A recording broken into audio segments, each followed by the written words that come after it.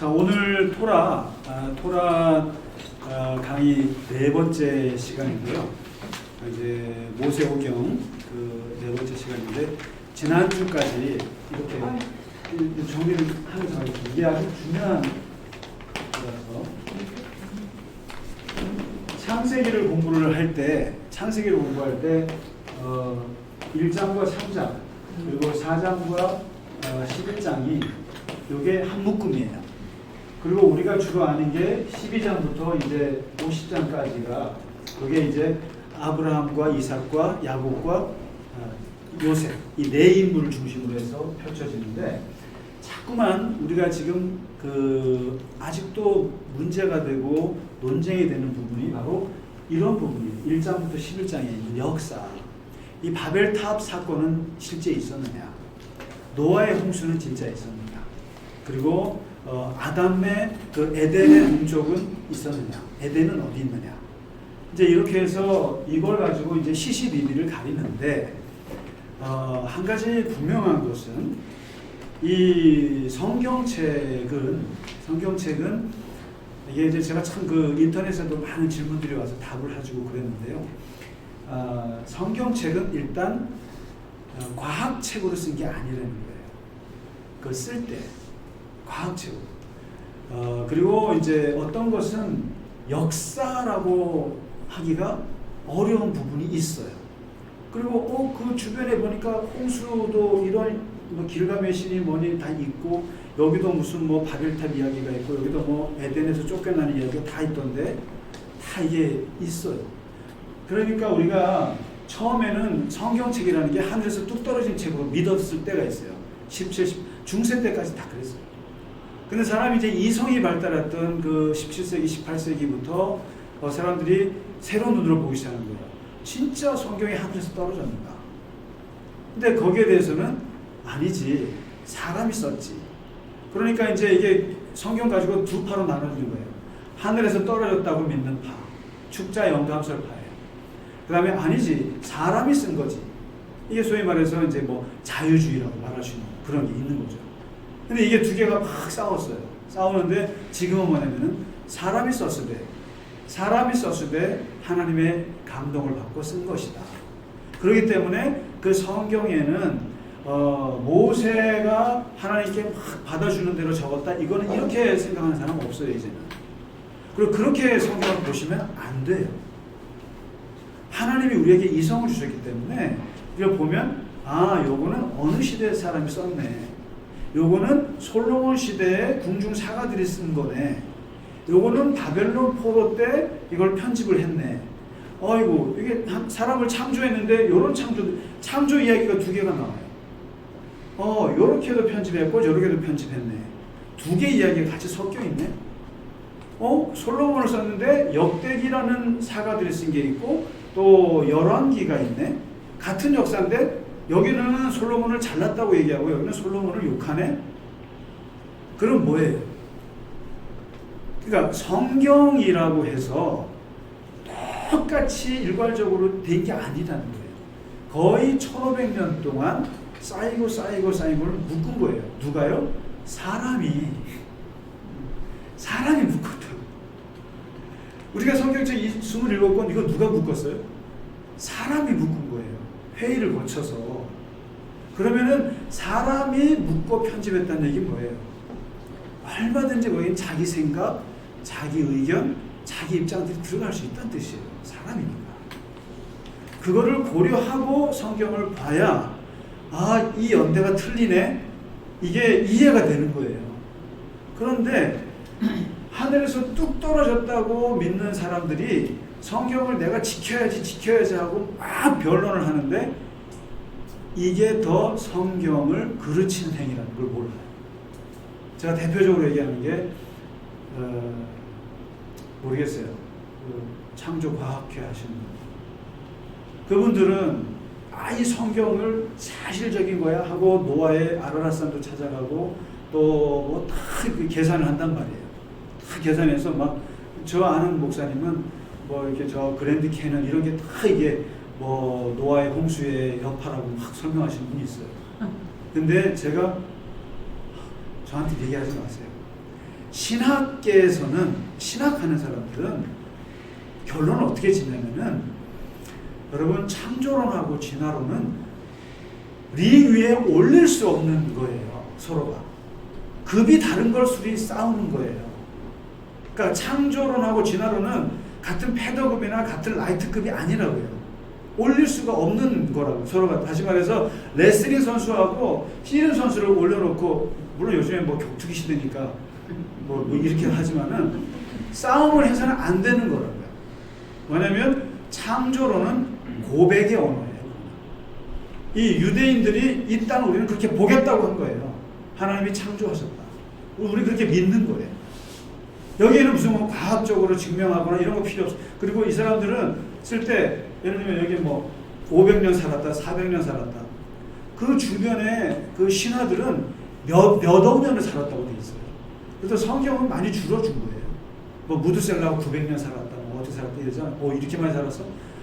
다른 고대 근동의 신화들에서 나오는 사람들의 산급이라면 아무것도 아니에요. 10분의 1도 안 돼요. 그럼 이걸 보면 거짓말이냐?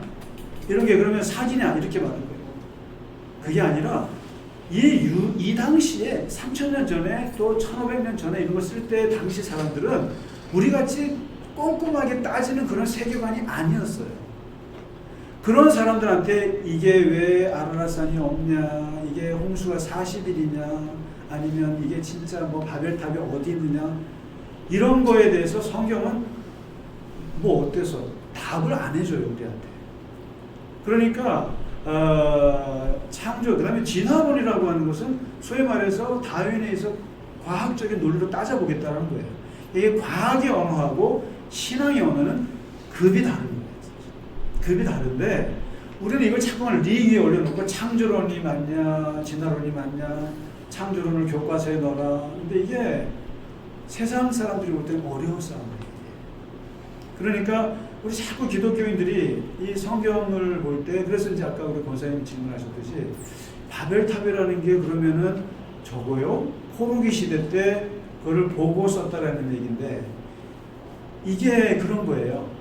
이제 그래서 제가 이제 설명을 드리는 거예요. 이게 유대인들이 나라를 잃고 자기들이 정체성을 잃어버리고 우리가 하나님 말씀을 쫓지 않아서 나라가 망했기 때문에, 그래서 우리의 정체성을 세우고 우리의 신앙관을 다시 세우기 위해서 그들이 지금까지 쭉 내려왔던 성경의 역사들을 막 정리한 거예요. 그때 구약이 거의 완성이 돼요. 이 포로기 시대. 그래서 이 바벨론 포로 시대가 이스라엘에서 가장 위대한 고난의 시대고 위대한 시대예요. 그러니까 성전 종교였는데 말씀 종교로 바뀌는 때가 바로 그때예요. 사람이 고난을 당할 때 뭔가 전환이 있는 거예요.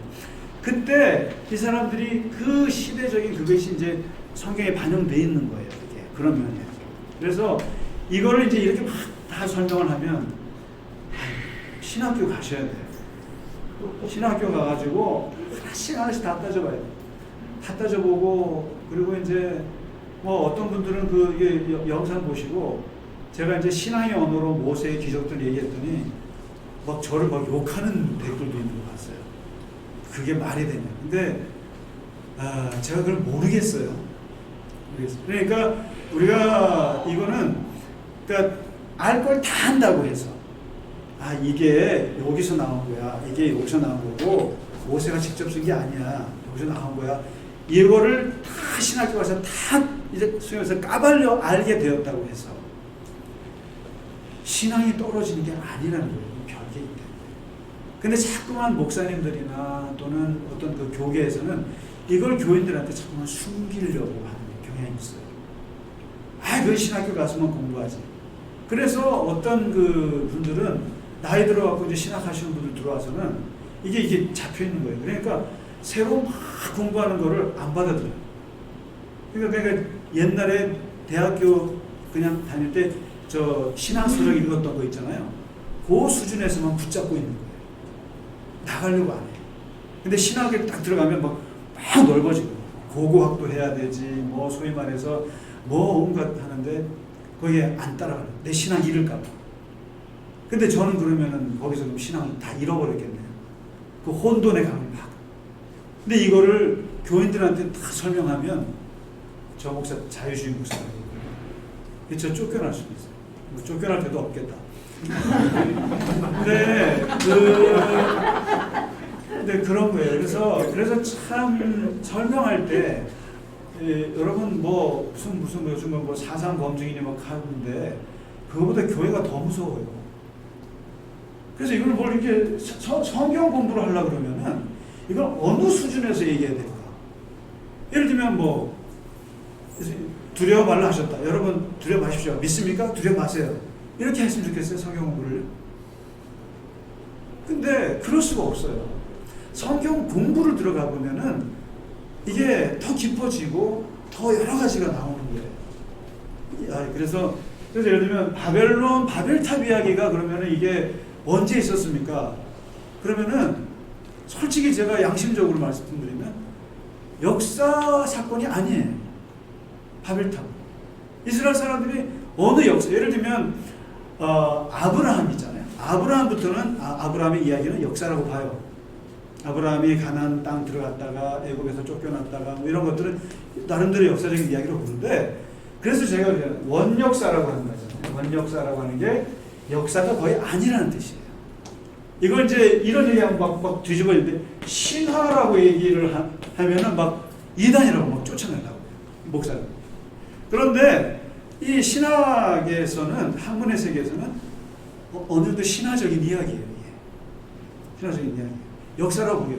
그래서 이거를 이제 오늘날 어떻게 해석을 하냐면은, 이걸 시시비비를 따지지 말고, 아담이 있었느냐, 바벨탑이 있었느냐 따지지 말고, 이 이야기를 통해서 하나님은 인간에게 무엇을 얘기하려고 하느냐, 거기에 초점을 맞춰요. 요거를 우리가 실존주의 신학이라고. 그래서 무슨 의미가 있느냐. 그래서 바벨탑 이야기를 통해서 유대인들은 뭘 깨닫느냐. 하나님께 문명이 교만해지면 무너진다는 교. 그리고 우리의 명성을 터뜨리자, 우리의 안정을 추구하자, 이런 것들이 하나님 보시기에 안 좋은 거라는 교훈. 그래서 하나님께서 흐트릴 수 있다라고 하는 그것을 유대인들에게 깨닫게 하는 이야기예요. 성경이는. 그렇게 보아야지, 이게 바벨탑이 어디 있어 그러면요, 힘들어져. 네. 좀 이해가 되시나요? 네. 그걸 좀 전제를 하고, 그리고 이제 지난주 거까지 요 원역사를 공부하신 거예요. 그래서 여기에서는 만물의 기원은 뭐다? 만물의 기원은 우리는 하나님이 창조했다고 믿는 것이다. 믿는다. 과학자들이 빅뱅이라고 설명하고 아무리 아니라고 해도 우리는 그렇게 믿는다. 하나님 말씀으로 창조했다고. 그리고 인간은 하나님의 형상이 들어가 있다고 우리 믿는다. 그렇게 믿는다. 그리고 인간은 존엄하다고 믿는다. 그 다음에 인간이 에덴 동산이라고 하나님 주셨는데 거기서 죄를 지었다. 하나님 불순종했다. 그래서 쫓겨났다. 그래서 인간에게는 죄가 있다. 그래서 여기서 말하는 게 이제 유대인들은 토라에서 그 아담이 죄를 지었다. 이걸 원죄라고 안 해요.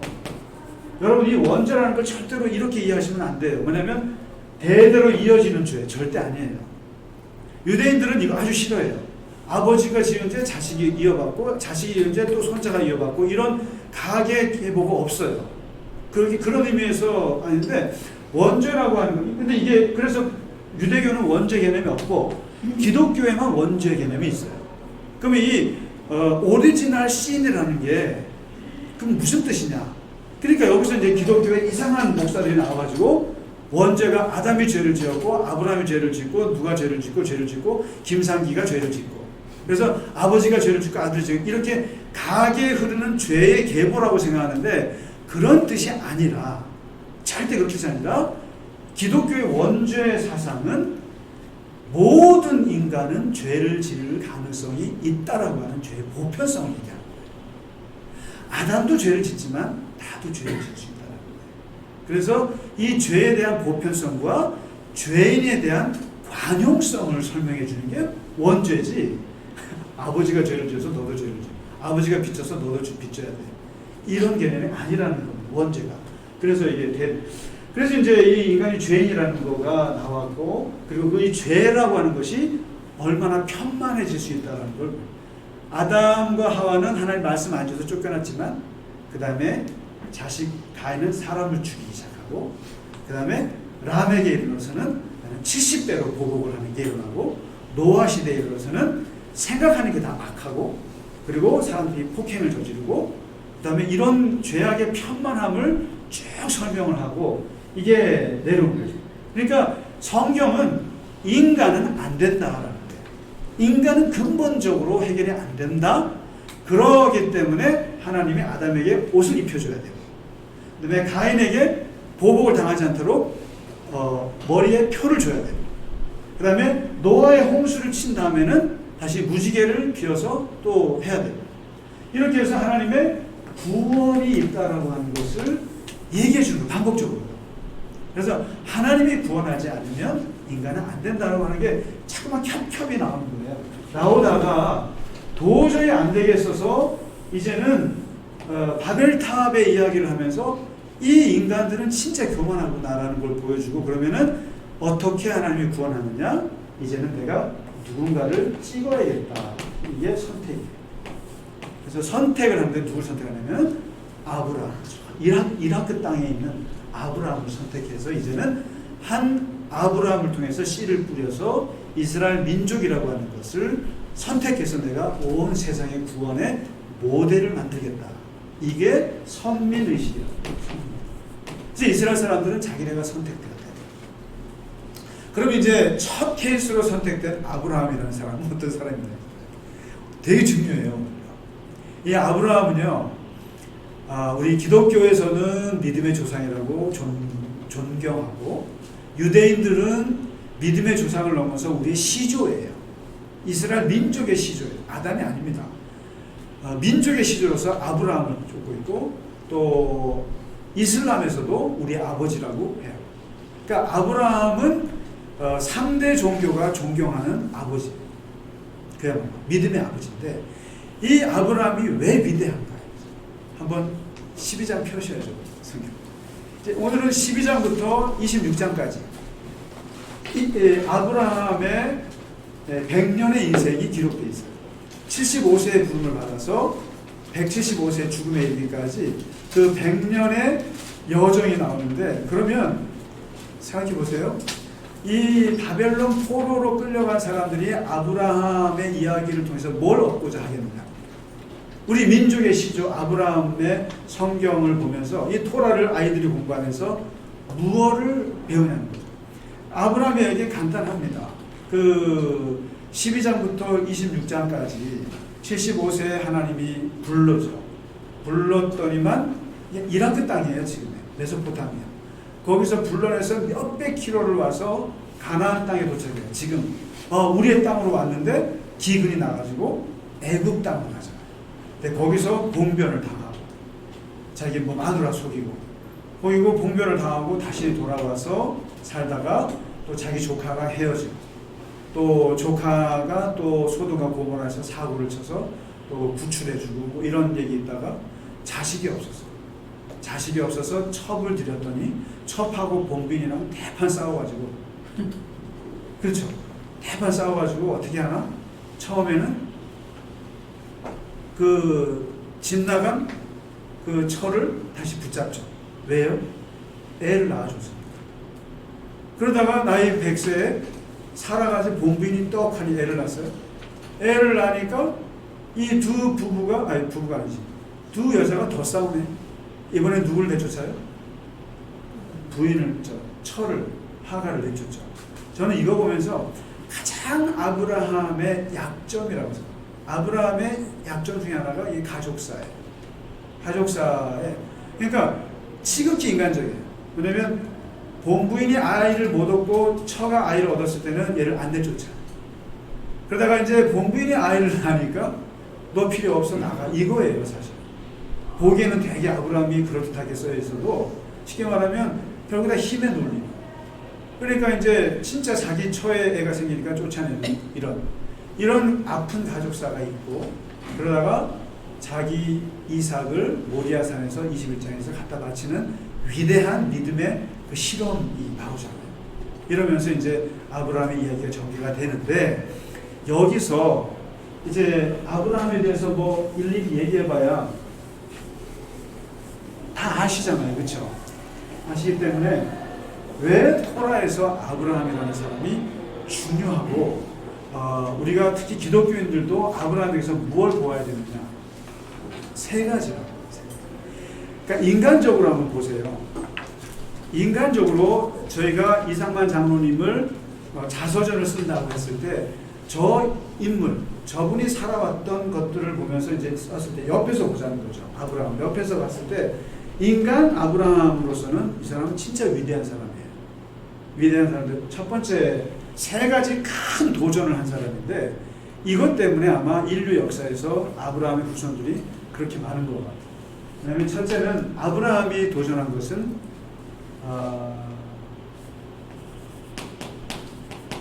유일신앙이라고 하는 것을 처음 만든 사람이에요. 어떤 면에서 유일신앙이라는 것을 처음 어떻게 보면 도전해서 100년 동안에 이 사람이 살아오면서 했던 그 투쟁이 유일신앙이에요. 그러니까 우리는 다 한 분 하나님을 믿으니까 당연하다고 생각하지만 사실 이 다신교 문화에서 태어난 사람이에요. 그러니까 그 당시 메소포타미아 이라크 땅 그쪽에서 태어났을 때 다신교인데 뭐 자세히 말씀드리지 않을게요. 한 4개 정도 이상의 신이 있는데 그 신을 보시는데 그래서 이제 그 성경 그 전승에 보면은 아브라함의 이야기 속에 아브라함의 출신이 우상을 만드는 아버지 집에서 태어난 아들이라고 나와 있습니다. 우상 장사. 우산 장사 아니고요. 우상 장사. 근데 그 우상을 아버지가 만들면 그것을 이제 이렇게 갖다 놓고 팔고 이제 돈 받고 하는 걸 하는데 이 세일링을 하는데 이 아들이 되게 이거 있잖아요. 사람이 그러니까 아브라함이 되게 창조적인 사람인 거예요. 신앙적으로. 그러니까 어떻게 보면 종교 인간적으로 보면 종교 천재인 건데 신상을 사러 온 노인한테 비꼬듯이 얘기했다는 거예요. 아니 70년 전에 태어나신 분이 아직도 저 신상에 예배를 합니까? 하면서 비꼬면서 뭐라고 하냐면은 저 조각상은 괜찮은 입을 갖고 있지만 그 입으로는 먹지도 못하고 고맙다고 말도 못합니다. 그리고 사러 온 사람들에게 이 신상은 2손을 갖고 있지만 음식을 집을 수가 없습니다. 그리고 이 신상은 아름다운 다리를 갖고 있지만 당신에게 걸어갈 수가 없습니다. 이걸 아브라함이 자기 아버지가 하는 그 신상 장사집에서 고객들한테 그런 말을 했대는 거예요. 장사가 되겠어요? 그래서 쫓겨났다는 거예요. 이게 유대인들의 그 전승에 나와 있는 거예요. 그러니까 얘는 아버지가 우상을 자꾸 팔아야 되는데 아무리 생각해도 저걸 왜 파나? 그리고 거기에서 아버지가 어저께 만든 걸 갖고 사람들 와서 무릎 꿇고 빌고 음식 갖다 바치고 이런 거가 도저히 납득이 안 가는 거예요. 많은 사람들이 그러고 있는 세계에서 유일하게 아브라함은 삐딱하게 본 거죠. 그걸 삐딱하게 보면서 왜 저기에다가 하나? 그래서 이 다신교에 대해서 도전한 사람이에요. 어떻게 보면 최초 아브라함. 이거는 아브라함 우리가 이제 성경에서는 하나님께 불러서 이렇게 신앙적으로만 그려지지만은 종교 역사책을 보면 종교사책을 보면 아브라함이 한 자리를 차지해요. 왜요? 유일신앙의 창조자거든. 유일신. 그러니까 우리가 종교 발전을 말할 때 보면은 처음에는 자연숭배 토템이라고 그러죠. 토템에다가 그 다음에 이제 다신교로 그러죠. 그 다음에 이제 유일신으로 이렇게 고급화된다. 근데 이제 이 다신교라는 게 특징이 있어요. 이게 뭐냐면 첫째는 이 동기가 두려움, 자연에 대한 두려움에서 시작됩니다. 그 다음에 다신교 신앙의 특징은 소유욕이 매우 자극을 하는 거예요. 사람이. 그러니까 내가 예를 들면 무슨 뭐 곰신앙이다. 곰에게서 뭐 자식 낳는 그래서 이게 섬기는 신이 많아요. 그리고 그 신마다 자기 역할들이 있어요. 이게 무슨 뜻이에요? 자기 욕망의 투여예요. 다. 아세라 우리 저 바알 신앙 다 뭐예요? 다산과 풍요잖아요. 그래서 그 아세라 신을 섬기면서 자식 많이 낳기만 해요. 그러니까 다신교는 소유욕을 다 투영하는 거고, 그 다음에 눈으로 볼 수 있는 가시적 신앙입니다. 눈으로 다 봐야 돼요. 다 봅니다. 부처님 얼굴 다 봐고, 뭐 삼라만 얼굴 다 보죠. 이런 가시적인 신앙이고, 그 다음에 얼마든지 바꿀 수가 있어요. 마음에 안 들면 신이 얼마든지 바꿀 수 있는, 이게 이제 다신교 신앙의 네 가지 특징이에요. 두려움, 소유욕, 눈에 볼 수 있는 거, 그 다음에 바꿀 수 있는, 이게 이건데, 아브라함이 이런 시대에 이런 집안에서 살았는데 이거를 아브라함이 깨고 아버지한테 장사를 그런 식으로 하니까 아버지가 내쫓고, 그러니까 좋게 말해서 떠났지만 나쁘게 말하면 뭡니까? 쫓겨난 거죠. 그 사회에서 아브라함 같이 살아가는 사람은 찾지 못 사는 거죠.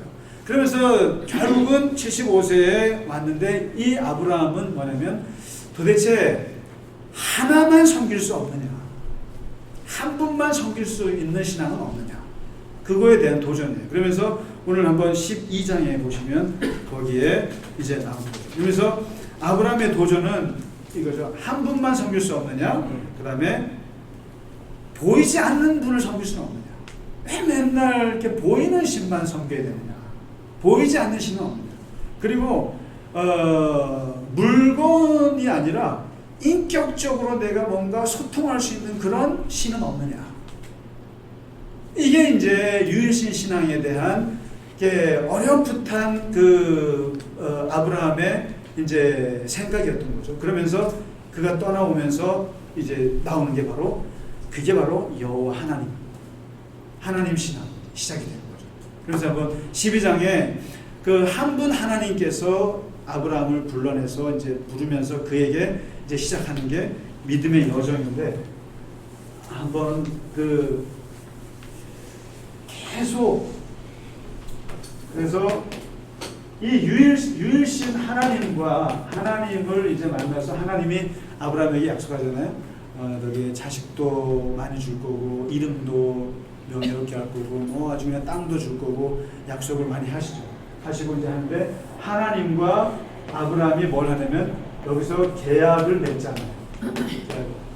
네가 나를 믿고 내가, 그러면서 하늘의 별과 같은 자식, 그 다음에 땅의 모래 같은 자식들이 주어질 거다라고 약속을 하고 그것을 믿고, 그러면서 이제 그 동물을 잡아놓고 거기를 칼로 베요.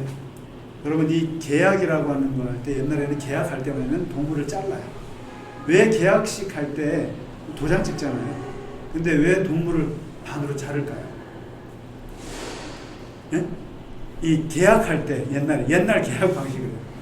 지금도 그래야 되는데, 지금도 치킨으로도 자르면서 계약을 해야 됩니다. 왜 자르는지 아세요? 계약이라는 자르는, 예? 깨면 너 이렇게 되는 뜻이에요. 깨면 너 반조한다, 이런 뜻인데, 아브라함하고 하나님과의 이제 이 계약, 이게 이제 만들어져요. 이 계약이라는 말이 이때부터 이스라엘 백성들이 이제 모세를 토라보세요. 이스라엘은 하나님과 모세를 통해 계약을 했습니다. 그래서 내가 네 하나님 되어줄게. 그러면 너 내가 시키는 대로 잘해. 그러면 내가 너를 인도하고 내가 너에게 이 땅에 축복을 해줄 거야. 근데 안 지켜? 그러면은 저주가 임할 거야. 이게 계약 조건이거든요. 그래서 이 하나님과의 계약이 아브라함한테 처음 맺어져요. 그러면서 하나님하고 둘 사이에 이 믿음의 이것이 이제 시작이 되는데, 첫 번째 아브라함의 가장 위대한 도전은 여러 신들이 아니라 오직 한 분 하나님하고만 이제 맞닥뜨려서 유일신앙. 그 다음에 두 번째 아브라함의 이 도전은 뭐냐면은, 아브라함은 영원한 것 있죠. 영원한 것. 그 다음에 보이지 않는 것. 보이지 않는 것. 이것을 도전한 사람이에요. 보이지 않는 것. 그러니까 옛날 아버지 집에 살 때는 아버지 집에서 맨날 보이는 것들을 만질 수 있는 건데, 만져지지도 않고 보여지지도 않고 비가시적인 영원한 것을 추구하는 그 믿음. 그래서 이제 이 아브라함은 항상 이 광야에 나와서 하나님이 말씀하신 걸 듣고 거기에 따라서 행동을 하고 하는데, 보이지 않는 하나님을 믿을 수 있느냐, 이거에 대한 도전을 준 사람이 아브라함입니다. 그렇죠? 그리고 이게 대표적으로 이거에 대한 시련이 바로 뭐였냐면은 자식 문제였어요. 자식 문제. 하나님께서 자식을 바다의 모래처럼 줄게라고 했지만 그 약속은 언제 이루어지냐면은 거의 440년 후에, 쉽게 말하면 거의 출애굽 해가지고 이스라엘 백성들이 200만 명이 넘는 어마어마한 숫자가 그냥 광야로 쫙 몰려서 가나안 땅으로 들어갈 때, 그때 그 이방 모압 왕들이 그거 보고 와 하고 놀랐을 때가 바로 그게 바다의 모래 같은 자식들이죠. 그러니까 아브라함의 씨가 당대의 바다의 모래는 아니었어요. 아브라함의 자식이 몇 명입니까? 몇 명이에요? 첩의 자식까지 또 짜져요. 기껏해야 둘이에요. 자기가 눈에 본 자식은 둘밖에 없어요. 그것도 하나 내쫓았죠. 그러니까 이삭은 하나인데, 하나님은 뭐냐면 바다의 모래같이 준다고 했단다. 근데 그것이 몇백 년 후에 일어난 일이었지 자기 당대에 눈에 볼 수 있는 자식은 아니었다. 그러니까 보이지 않는 아주 먼 미래 것을 할 수 있는 이거에 도전한 그 비가시적인 세계, 이게 이제 그 다음에 세 번째가 있어요. 세 번째가 뭐냐면 바로 이 이삭을 바치면서 도전한 것인데, 뭐냐면 자기 부정이라고 합니다.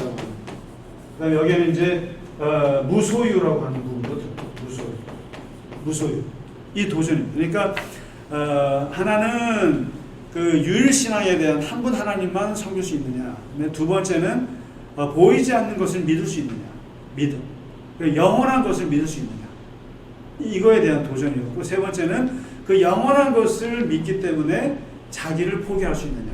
여기서 자기라고 하는 것은 아들 이삭이잖아요. 그러니까 이삭을 내 소유가 아닌 것으로 버릴 수가 있느냐, 하나님 앞에서. 그러니까 이제 이 세 가지가 아브라함이 이 100년 동안 하나님을 만나면서 실험했던 거라고 볼 수 있죠. 그래서 이 유대인들이나 이 이스라엘 백성들은 이 아브라함의 이걸 보면서 아브라함의 믿음의 조상이야, 아브라함은 그냥 하나님 믿고 자식 바쳤어, 이렇게만 단순하게 볼 게 아니라 한 분 하나님만 아주 외골수로 믿을 수 있는, 보이지 않는, 그 다음에 자기 거를 자기가 그가 아닌 걸로 놓을 수 있는 이것까지 간사한 거거든요. 그렇기 때문에 아브라함은 굉장히 토라에서 중요한 부분이죠, 이스라엘 사람. 네.